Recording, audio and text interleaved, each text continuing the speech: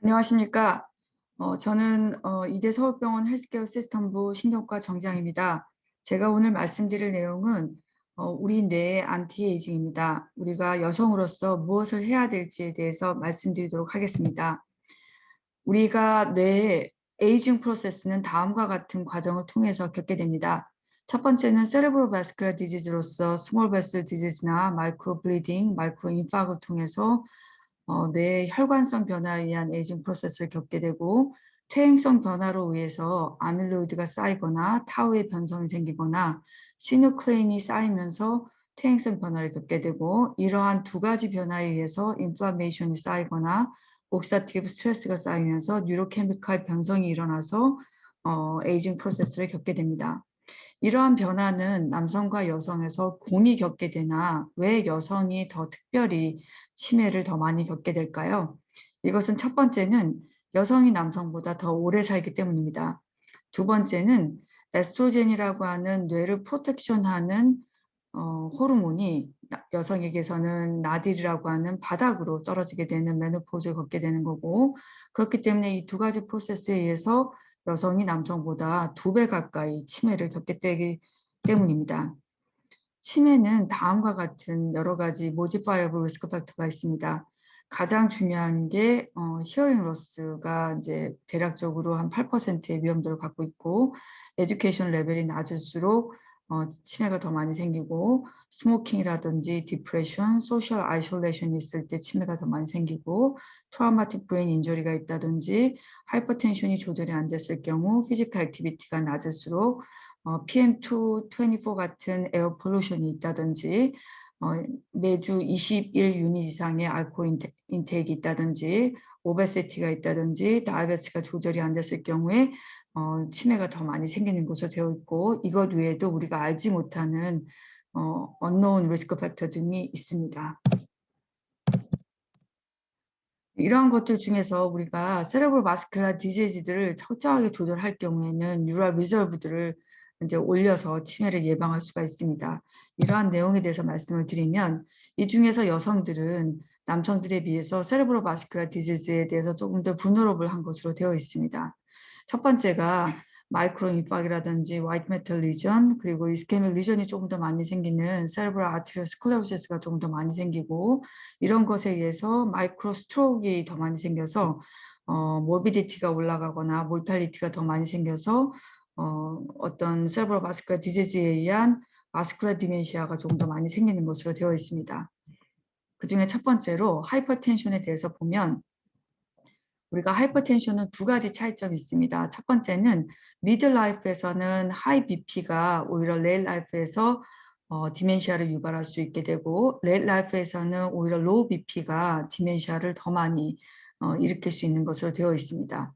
그래서 미들라이프에서 특히 레일 라이프에서 하이퍼텐션을 일으키는 것과 연관된 가장 중요한 연구 결과는 US 스프린트 트라이얼입니다. 인텐시브하게 120mmHg 미만으로 조절하는 것과 스탠다드하게 140mmHg로 조절하는 것을 비교를 해봤더니, 인스네트 와이즈하게 1000명에서 인텐시브한 군에 있어서 20.2의 디멘시아 케이스와 140 미만으로 조절했던 군에서 24.1 케이스로 차이를 보여서 이러한 것이 바로 120 미만으로 스트릭트하게 혈압을 조절했을 경우에 레일 라이프에서 치매를 발생하는 것을 훨씬 더 낮췄다는 것을 입증하게 된 것입니다. 그런데 이러한 연구가 나중에 오랜 기간 뒤에 연구를 해봤더니, 오히려 이제 엘더리에서는 오히려 리버설하게 혈압을 조금 더 높게 조절하는 것이 인지 기능을 프로텍티브한 이펙트가 있다는 것을 알게 되어서, 젊었을 때는 오히려 혈압을 철저하게 조절하고 나이가 들었을 때는 혈압을 루즈하게 조절하는 게 인지 기능을 조절하는데 좀 더 도움이 된다는 그러한 상반된 연구 결과를 가지고 오게 되어서 혈압을 조절하는 데 있어서 나이별로 차이를 두게 되는 굉장히 중요한 포인트를 갖게 되었습니다. 근데 중요한 것은 남성은 나이가 젊을 때 오히려 하이퍼텐션이 생기게 되고, 여성은 오히려 나이가 들어서 하이퍼텐션이 더 생기게 됩니다. 즉 여성은 65세 이후에 하이퍼텐션이 더 많이 생기게 되는데, 특히나 여성에 있어서는 하이퍼텐션이 메노포즈와 상관이 있어서 메노포즈가 있는 경우에 코그니티브 퍼포먼스가 차이가 있다는 것. 특히나 메노포즈 스테이투스에 따라서 하이퍼텐션이 있느냐 없느냐에 따른 인지기능의 아웃컴이 차이가 있기 때문에 특히 메노포즈가 있을 때는 더 철저히 하이퍼텐션이 있을 때 더 많이 조절을 해야 된다는 그런 개념이 있기 때문에 단순하게 하이퍼텐션에 따른 조절이 아니라 나이에 따른 하이퍼텐션 조절 그리고 메노포즈에 따른 하이퍼텐션의 조절이 여성에는 차이가 있다는 거에 대한 시사점을 주고 있기 때문에 남성과 다른 조절 포인트가 있다는 것을 염두에 두고 치료를 해야 된다는 굉장히 중요 포인트가 되겠습니다. 또한 세레브럴 바스큘러 디지즈도 남성과 차이점이 있습니다. 여성은 남성과 다르게 non-obstructive multivessel disease 그리고 또한 microvascular disease가 훨씬 더 많이 생기는 것으로 알려져 있고 이것과 연관되어서 small vessel disease나 microinfarct, microbleeding이 더 많이 생기는 것으로 되어 있습니다. 또한 이것과 연관되어서 small vessel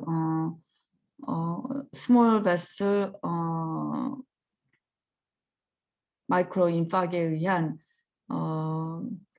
우리가 일반적으로 말하는 non-large vessel, small vessel disease라고 하는 인팍에 의한 디멘시아인데요. 그렇기 때문에 결국은 이제 이러한 스몰 베슬 바스쿠라 디지즈에 의한 디멘시아인데 이런 것들이 결국 AD 뉴로패솔로지를 더 일으켜서 아밀로이드 베타의 어큐뮬레이션도 일으키고 뉴로피블라리 디제너레이션도 일으키기 때문에 결국 AD 자체의 패솔로지를 일으키는 것뿐만이 아니라 세레브로 바스쿠라 디지즈와 연관된 브레인 인저리에 의해서도 결국 디멘시아를 더 많이 일으킬 수 있다는 것을 가속화시킬 수 있다는 것을 입증이 되고 있습니다. 또한 여성에 있어서는 브레인에서도 마찬가지로 이제 하트에 있어서도 non-obstructive coronary artery disease가 더 많이 생긴다고 알려져 있습니다. 그래서 코로나리 아테리라든지 코로나리 스페즘이라든지 마이크로바스큘라 스몰 베슬 디지즈가 더 많이 생겨서 이러한 것들이 어떤 코로나리 아테리 카시피케이션이 아니라 non 코로나리 아테리 카시피케이션이 더 많이 생기기 때문에 결국은 이제 브레인의 스몰 베슬 디지즈가 생기는 것과 마찬가지로 어떤 스몰 베슬 디지즈를 일으켜서 어떤 디멘시아의 스몰 베슬 디지즈에 의한 디멘시아를 더 많이 일으키는 것으로 알려져 있습니다. 다이아베티스는 공이 남성과 여성에서 디멘시아를 일으키는 하나의 중요한 팩터입니다. 그래서 둘 다 굉장히 중요한 리스크 팩터이지만 여성에서 조금 더 높은 것으로 되어 있습니다. 남성에서는 폴드 렐러티브 리스크가 1.58인 것에 비해서 여성에서는 1.62인 것으로 되어 있고 하지만 여성에서 조금 더 높아서 바스큘라 디멘시아는 남성은 1.73인 것에 비해 여성에서는 2.34이고 넌 바스큘라 디멘시아인 경우에는 남성에서 1.43이고 여성에서는 1.53인 것으로 되어 있습니다. 또한 이런 것들은 우리가 이제 중요한 것은 다이아베티스 자체에 있어서는 이 순수한 다이아베티스가 이제 코그니티브 디스펑션 즉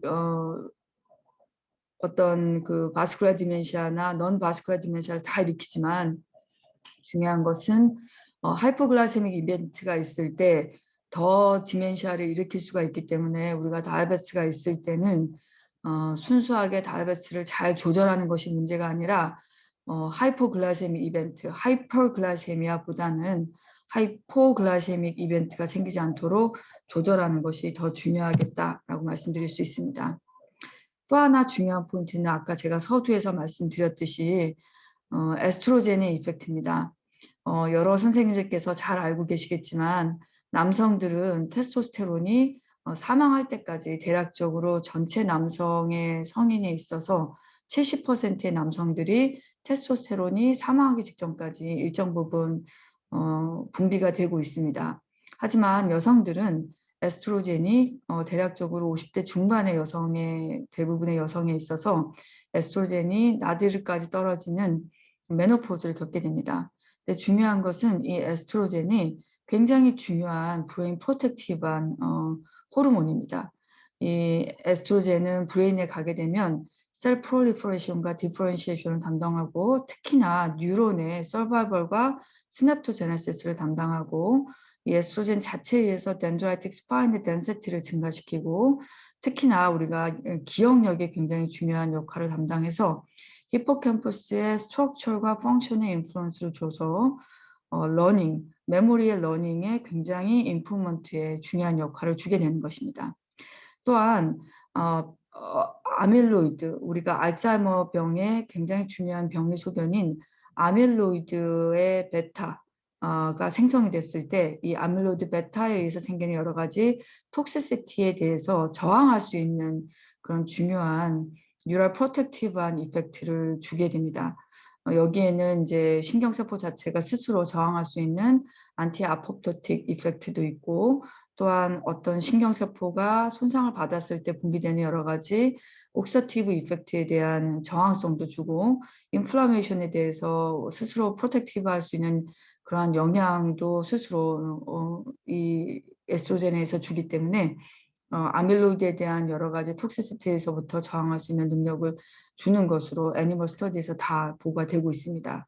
근데 중요한 것은 여성은 이 이제 에스트로겐이 나딜로 떨어지기 때문에 이런 에스트로겐의 프로텍티브한 이펙트를 받을 수 없는 것에 비해 남성들은 테스토스테론이 브레인으로 가게 되면 에스트로겐 컨버팅 엔자임에 의해서 이런 아로마테이즈에 의해서 테스토스테론이 에스트로겐으로 바뀌게 되어서 뇌 안에서 에스트로겐으로 계속 프로텍티브한 이펙트로 브레인에 프로텍티브한 이펙트를 주게 되는 것입니다. 그렇기 때문에 남성들은 일정 부분 에스트로겐의 프로텍티브한 이펙트가 사망할 때까지 지속적으로 유지가 되는 그러한 효과를 누릴 수 있게 되는 것입니다. 그렇기 때문에 알츠하이머로부터 일정 부분 프로텍티브한 이펙트를 가질 수 있다라고 말씀드릴 수 있게 됩니다. 그래서 이러한 근거를 가지고 굉장히 중요한 연구가 진행이 됐습니다. 워먼스 헬스 이니셔티브 메모리 스터디라고 하는 호르몬 리플레이스먼트 테라피를 해서 과연 여성에 있어서 프라이머리 프리벤션 오브 디멘시아가 가능한지 65세 이상의 포스트 메노포자 워먼에게 어떤 호르몬 리플레이스먼트 테라피를 해서 정말 디멘시아가 프리벤션 되는지에 대한 연구를 진행을 했습니다.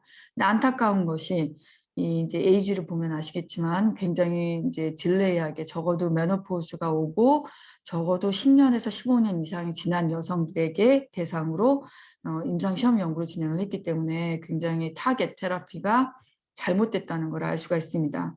그래서 이제 여성에게 이제 유테러스가 있는 군과 유테러스가 없는 군은 나눠져서 유테러스가 있는 군은 이제 컨주게이트 이콰인 에스트로겐과 메드록시 프로제스테론 에스테이트를 콤바인한 군과 플라시보로 나눠서 투여를 했고 유테러스가 없는 군에서는 이제 오랄 이제 CE 또는 플라시보로 나눠서 비교를 해봤습니다. 비교를 해봤더니 결론은 무엇이냐? 디멘시아를 프리벤션 하진 않았습니다. 근데 오히려 카디오바스쿨라 이벤트가 훨씬 많았고 이런 것은 CE-MPA 군이었던 경우에 플라시보 군에 비해서 훨씬 더 사이드 이펙트가 높았고 CE 군이었던 경우에는 그렇진 않았지만 그래도 플라시보 군에 비해서 특별히 이펙트는 없었다는 게 결론이었습니다. 그리고 이러한 경우에 브레인 MRI가 서브스터디에서 분석을 해봤는데 과연 이 브레인 MRI를 서브스터디에서 했던 경우에 있어서 이스케믹 브레인 볼륨이 얼마만큼 차이가 있었는지 비교를 해봤을 때 플라시보 군에 비해서 호르몬 테라피를 받았던 군에 있어서 이스케믹 브레인 볼륨이 더 많이 생기진 않았지만 세레브럴 바스큘라 디지즈가 생겼던 히스토리가 있었던 군에 있어서는 화이트 매터 리전 볼륨이 훨씬 더 많이 생겼기 때문에 이런 것이 어떤 그 호르몬 테라피를 했던 군에 있어서 어떤 그 세레브럴 바스큘라 디지즈가 생겼던 군에 있어서는 화이트 매터 리전 볼륨이 더 많이 생겼다는 것은 입증을 했다는 것입니다. 그러면 최근에는 굉장히 중요한 연구 결과가 하나 더 나왔습니다. 2017년 자마에 이러한 그러면 메노포즈얼 호르몬 테라피를 했던 군에 있어서 롱텀 아웃컴을 이제 비교를 해봤습니다. 과연 정말 세레브럴 바스큘라 디지즈는 더 많이 생겼는데 롱텀 아웃컴을 봤을 때 all cause mortality에 있어서 이 호르몬 테라피를 했던 게 어떤 영향을 줬는지 봤습니다. 그랬더니 놀랍게도 27,347명이 팔로우업이 됐습니다. 그래서 98%가 쭉 팔로우업이 됐고요.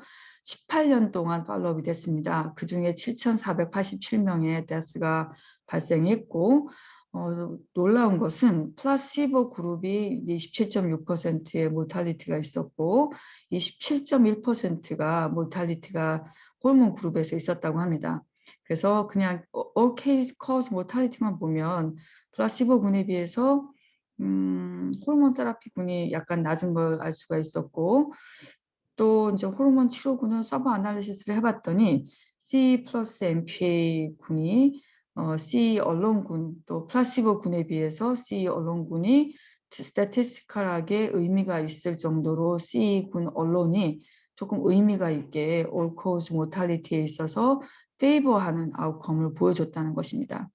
하지만 중요한 것은 여기에는 이제 C를 투여했다는 거에 있어서 과연 이제 이 소시오 이코노믹에 대한 분석도 되어 있지 않았고 과연 이 사람들이 왜 사망했는지에 대한 것도 서브 아날리시스가 되어 있지 않고 또한 이제 중요한 것이 이제 C 플러스 MPA나 C를 투여했다는 것 자체가 우리가 이제 가장 중요한 다이아베티스에 대한 프로텍티브한 이펙트가 있기 때문에 그런 것과 연관된 분석이 안 돼 있기 때문에 과연 이게 다이아베티스에 의해서 프로텍티브한 이펙트에 의한 모탈리티를 감소시켰는지 아니면 정말 호르몬 테라피에 의한 프로텍티브한 이펙트인지에 대한 분석이 안 돼 있다는 거에 대한 굉장히 중요한 디스커션 포인트가 있다라고 얘기를 할 수가 있습니다.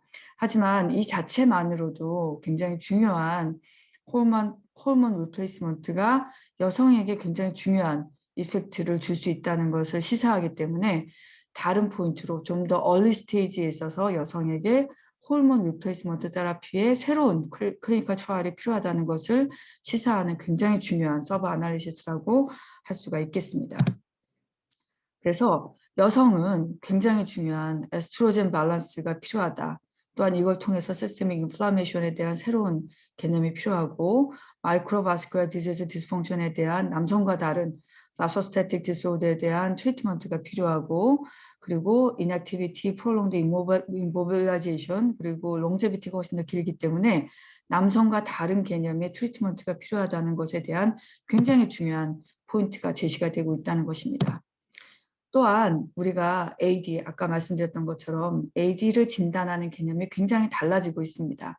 기존에는 지금 제가 MRI 보여드리고 있는 것처럼 인지기능, 메모리 디스펑션, 코그니티브 디스펑션, AD의 임페어먼트로 진단을 내리고 MRI만으로 미디어 템포럴 로브 에트로피, 바이파라이트 에트로피로 진단을 내렸지만 지금은 아밀로이드 패솔로지를 진단하는 아밀로이드 펫이 나왔기 때문에 알츠하이머 병을 어떤 임상 전에 인지 기능이 생기기 전에 진단하는 방법들이 나오게 되었습니다. 굉장히 중요한 알츠하이머 디지즈 팩트 시스로 이미 알츠하이머 병이 여성에서 남성보다 2배 이상 생긴다는 것이 알려져 있습니다. 근데 이러한 알츠하이머 병이 생기는 데 있어서 우리가 아까 보여드렸던 뉴럴 리저브에도 코그니티브 리저브라는 개념이 있습니다. 코그니티브 리저브는 인지 기능 저하가 발생하기 전에 남아있는 인지 기능이 유지되고 있을 때 그 인지 기능이 충분히 유지될 수 있도록 나머지 인지 기능이 보호될 수 있도록 남아있는 여러 가지 인지 기능을 프로텍티브한 할 수 있도록 여러 가지 보호 메커니즘을 사용하자는 것입니다. 그 중에 하나가 이제 여러 가지 이제 생길 수 있는 것들을 말씀을 드리면 첫 번째가 이제 아까도 말씀드렸던 히어링 임페어먼트입니다.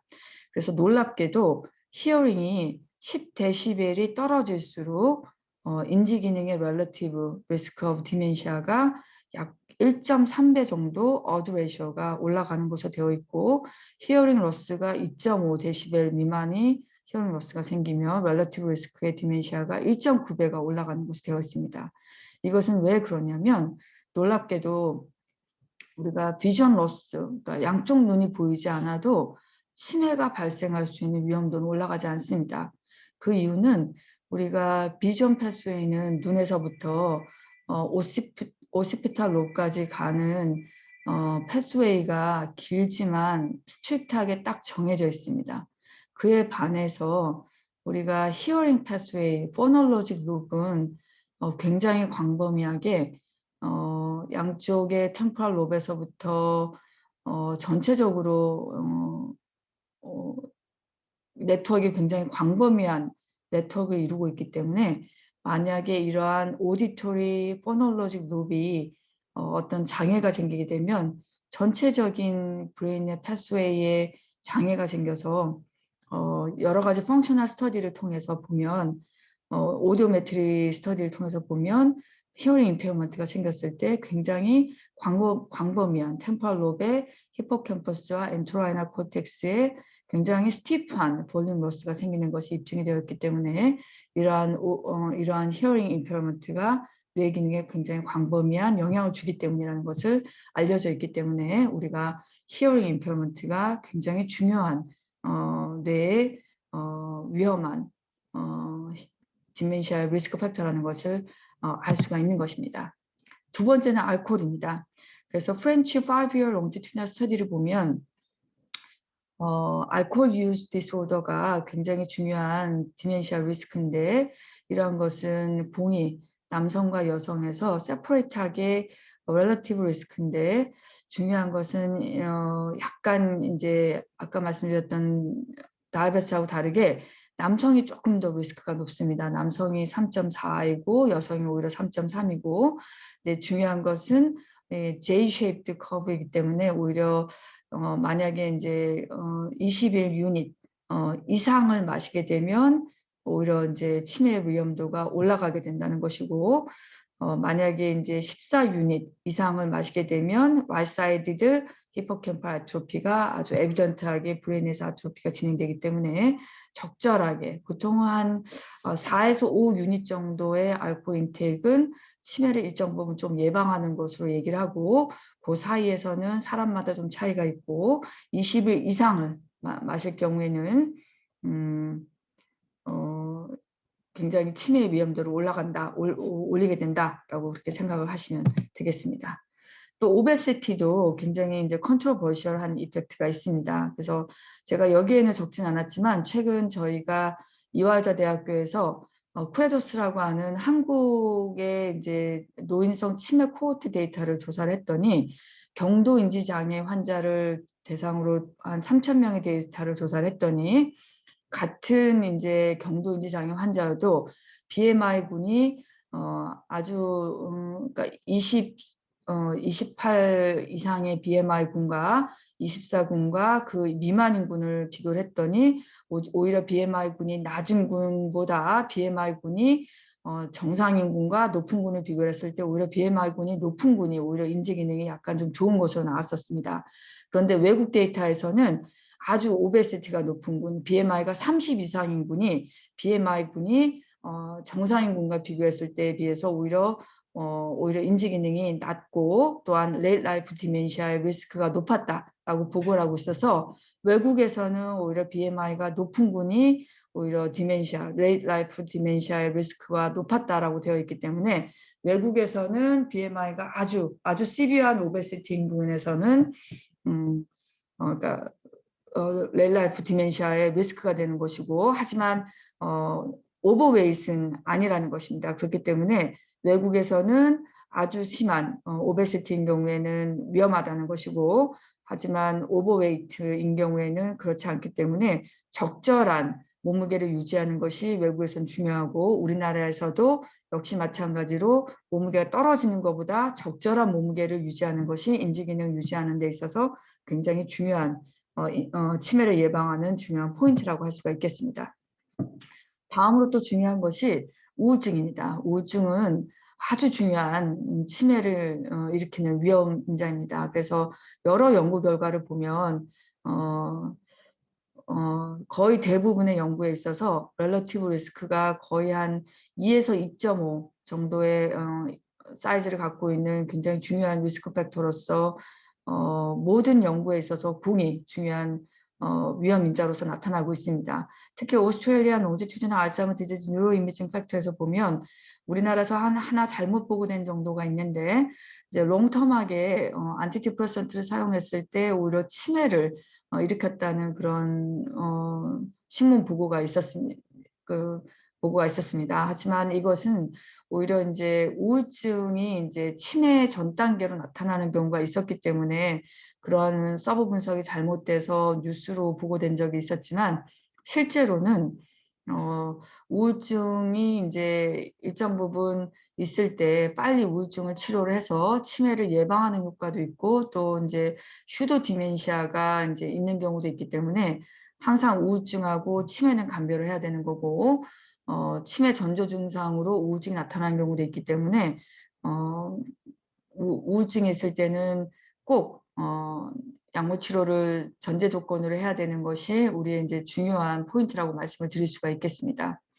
또한 어떤 연구에서는 이제 혼자 살거나 아니면 이제 혼자가 됐을 때도 이제 그렇지 않고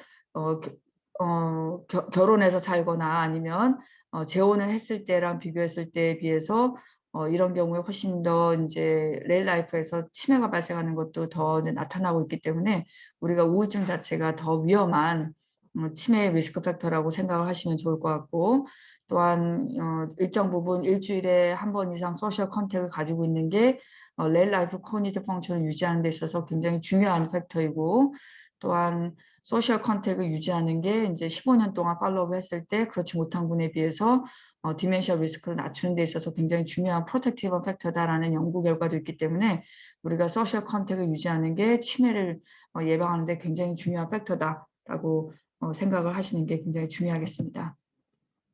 마지막으로 이제 이건 최근에 이제 보고된 결과인데 나이트로전 옥사이드라든지 PM25라고 하는 것이 디멘시아 인시던스를 굉장히 이제 올려주는 것으로 되어 있습니다. 특히나 이제 이건 로우 소시오 이코노믹 스테이트를 가지고 있는 저개발 국가라든지 아니면 약간 소시오 이코노믹 스테이투스가 낮은 지역에서 치매를 이제 올리는 것으로 되어 있습니다. 아마 이것은 소시오 이코노믹 스테이투스와 연관된 그 건강 상태에도 연관성이 있지만 중요한 것은 이 에어 폴루턴트 자체가 브레인의 BBB를 망가뜨려서 알츠하이머 패솔로지도 증가시켜서 아밀로이드 클리어런스도 망가뜨리고 아까 말씀드렸던 세레브럴 바스큘러 디지즈에 의한 스몰 베슬 디지즈도 악화시켜서 아밀로이드 클리어런스도 망가뜨리기 때문에 2차적으로 알츠하이머 패솔로지를 증가하는 것으로 되어 있어서 단순 소시오 이코노믹 스테이투스뿐만이 아니라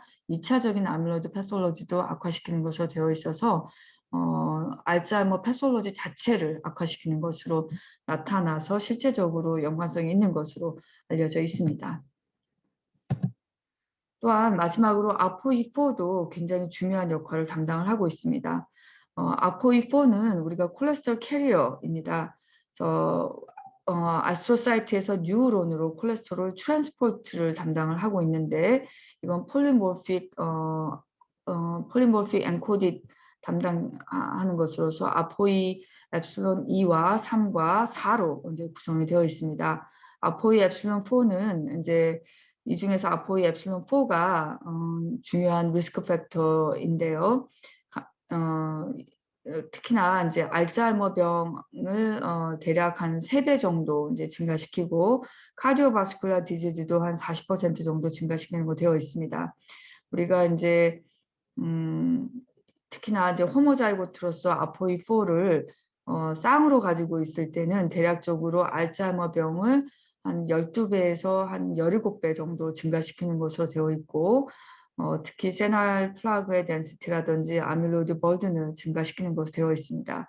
중요한 것은 이 아포이4 엡실론 4를 가지고 있을 때 이상하게도 남성보다 여성에게서 훨씬 더 코그니티브 펑션도 더 떨어뜨리는 것으로 되어 있고 MCI에서 알츠하이머 병으로 더 악화시키는 것도 여성에게서 더 훨씬 더 리스크 팩터로서 작용을 하고 있는 것으로 되어 있습니다. 이러한 영향도 이상하게 65세 이전에는 크게 영향을 미치지 않는데 65세에서 75세 사이에 여성에게서 특히나 시그니피컨트한 이펙트를 미치는 것으로 되어 있습니다.